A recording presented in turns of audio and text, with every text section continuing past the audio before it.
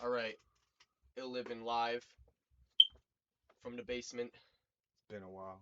Yeah, Been years actually. it definitely has since we've both been on the same camera lens. So we have a very important discussion today because we're gonna prove something that people have been asking a lot of questions about. They want to know if it's real or not. So I'm gonna show you it's real. And this is from a book written and published, copyright 1991. 1991. So over 20 years ago, we're saying. The author of this book is no longer alive. He didn't grow of old age. No, his life was taken from him. So let's just get right into it. So what do we got going on now? You know, we got all these things, all these different organizations facing off against each other on the public stage. Okay, we've got Black Lives Matter, we've got Bla- Antifa, Antifa. we have the mass media conglomerates. Super Patriots. We have all these different groups. We got the All Lives Matter, Blue Lives Matter. They're all facing off against each other, right? So I'm gonna explain to you how this entire situation is being propagated, it's being perpetuated, it's being basically cooked up by these same people.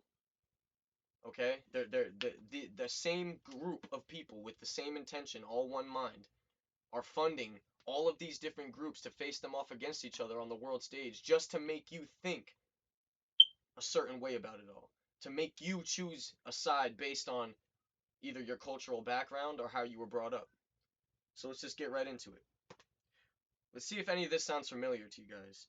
Okay, on February 16th, 1975, in the San Gabriel Village Valley Tribune, it was reported that the L.E.A.A., funded by the Department of Justice, and the Police Foundation, funded by the Ford Foundation, who I might add funds the Black Lives Matter movement. The Ford Foundation. Ford Foundation, you can look that up. The same people who funded the Police Foundation, They okay? fund the Police Foundation. They fund Black Black Lives Lives Matter. Matter, They also funded the Nazis okay? and the Nazis' rise to power. Okay, Okay, look it up.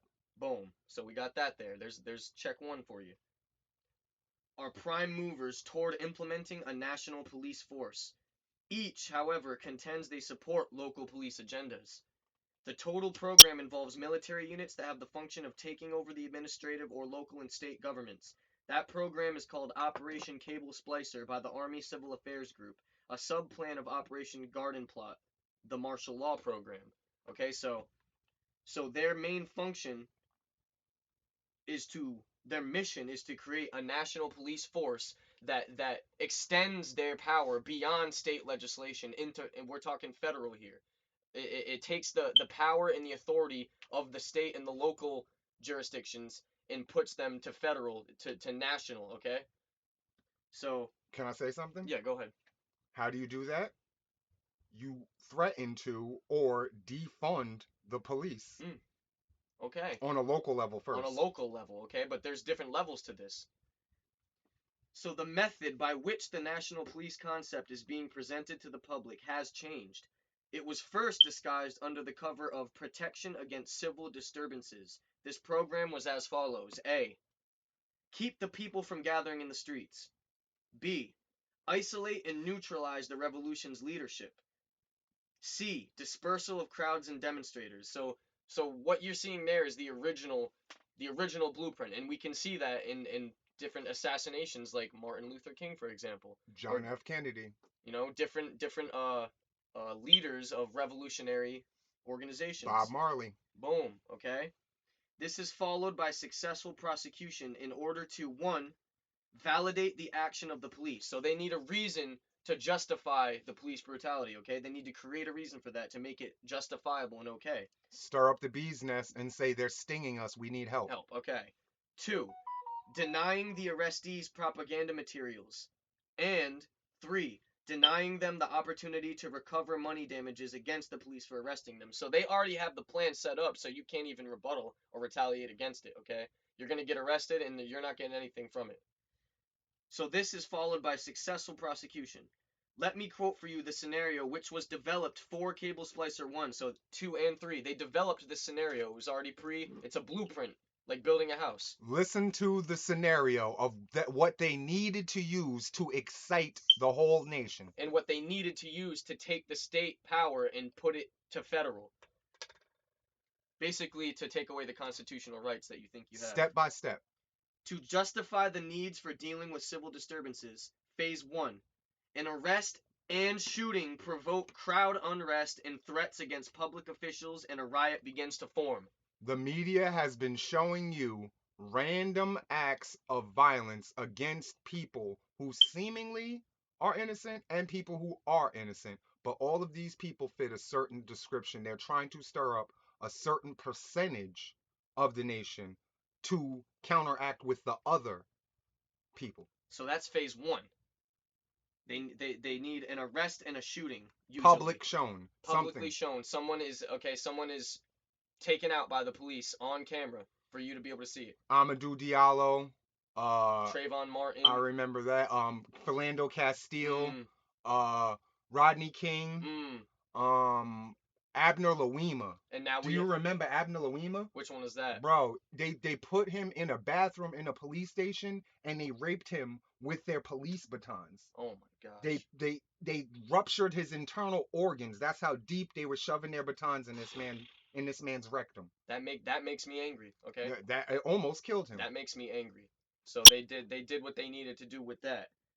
And now we've got the George Floyd situation, which was the camel that, or the straw that broke the camel's back. So they needed that. They needed that to stir us up. Okay. Riots begin to form. Okay, guys. 500 plus cities in less than a week. Phase 2. Police vehicles are ambushed. Various attempted assassinations of public officials occur. Destruction and raiding of armories occur.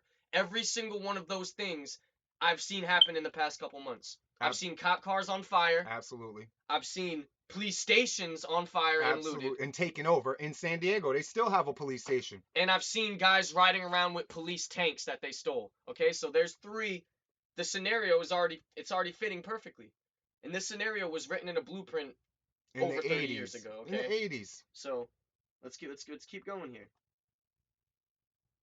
And thousands of people begin to gather, and local police lose control. Keyword local, okay, guys? They Local. want, that's what they need, is for the local police to seemingly lose control over the situation. Phase 3. Increased movement of rioters, and the crowds must be dispersed before they become sympathetic with the rioters. The National Guard and the local police lose control. That's it. Then it's over. This has been shown in Seattle. They gently backed out. Everybody gently backed out. But they're trying to make it seem like some angry, crazy people went in there and they attacked other people. People are still alive in that same area that's been taken over. They Yes. they renamed it and everything. Yes. I don't recall the name and I don't want to give nobody no shout out in the wrong place, but they have taken over and they have a closed off area in which they have separated from America and they have their own Yeah. constitution. They're supporting and taking care of each other. But this was part of the plan. So this scenario provides for an orderly transition from state to federal control. The Deputy Attorney General of California commented at a Cable Splicer 3 conference that anyone who attacks the state, even verbally, becomes a revolutionary and an enemy by definition. They are the enemy and must be destroyed. This program was taught in almost every state west of the Mississippi River and included as participants local, active military, reserve military, and civilian police. The course name was Civil Emergency Management Course. The official explanation that was to be given if any questions were asked about the program was this activity, quote, this activity is a continuous joint law enforcement military liaison effort and a continuation of coordination established last year, end quote. How many, over the past 5 years, how many joint military police force training exercises have we seen taking place far before any of this blew up? You have to train the police officers when you give them rocket launchers and grenade And launchers. You tanks. have to teach them how to use those things.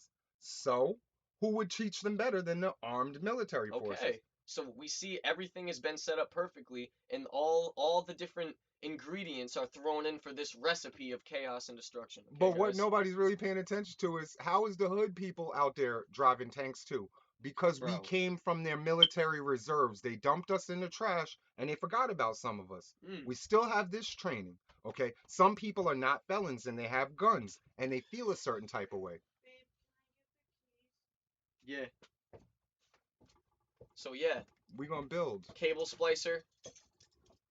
Looks like we're in phase three, guys.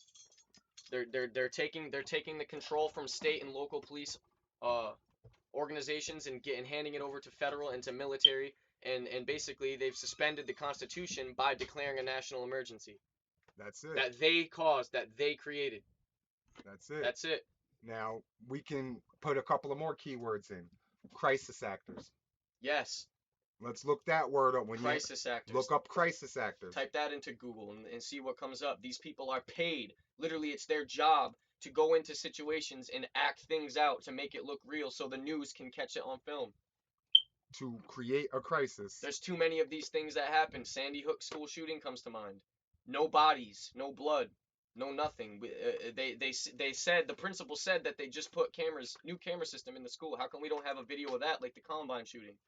Because it's a false flag event with paid crisis actors to go in there and act and pretend for the cameras. It's just like a Hollywood movie set. Okay, again, like in the Ahmaud Arbery shooting, this man was out jogging supposedly. He looked into a house that didn't even have walls. The house was being built. It was the skeleton of a house. He was chased by neighbors and shot, and everybody recorded it. These people turned over their recordings, and they're back to regular life. Yeah, Everybody's having a regular old day. Okay. But these things are being shown in front of your face every day, all day, with specific intent and purpose. Okay. They want to keep showing you these things to remind you or to trigger you into wanting to fight against something that doesn't exist just yet. yes, It doesn't exist they're just yet. creating it. They're cooking it right in front of you. So to close off this video, I'm gonna leave one more statement for you guys to think on.